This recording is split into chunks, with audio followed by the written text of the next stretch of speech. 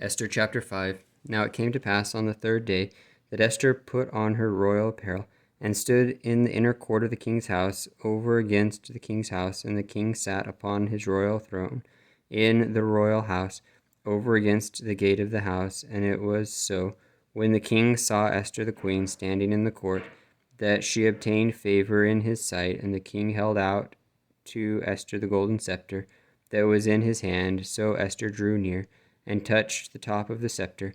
Then said the king unto her, What wilt thou, Queen Esther?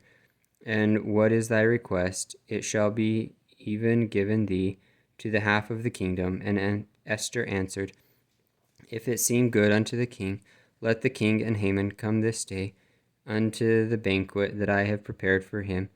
Then the king said, Cause Haman to make haste, that he may do as Esther hath said. So the king and Haman came to the banquet that Esther had prepared.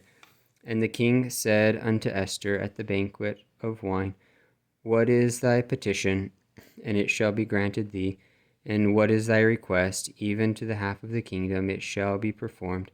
Then answered Esther and said, My petition and my request is, if I have found favor in the sight of the king, and if it please the king to grant my petition and to perform my request, let the king and Haman come to the banquet that I shall prepare for them.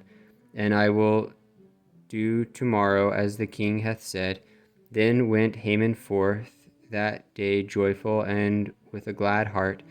But when Haman saw Mordecai in the king's gate, that he stood not up, nor moved for him, he was full of indignation against Mordecai. Nevertheless, Haman refrained himself.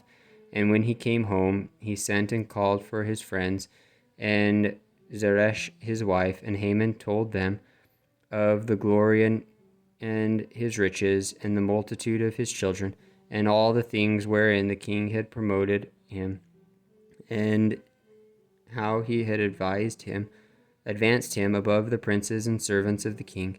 Haman said moreover, Yea, Esther the queen did let no man come in with the king unto the banquet that she had prepared but myself.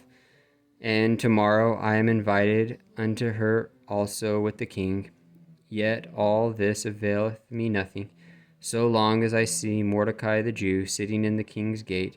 Then said Zeresh his wife and all his friends unto him, Let a gallows be made of 50 cubits high, and tomorrow speak thou unto the king, that Mordecai may be hanged thereon. Then go thou in merrily with the king unto the banquet. And the thing pleased Haman, and he caused the gallows to be made.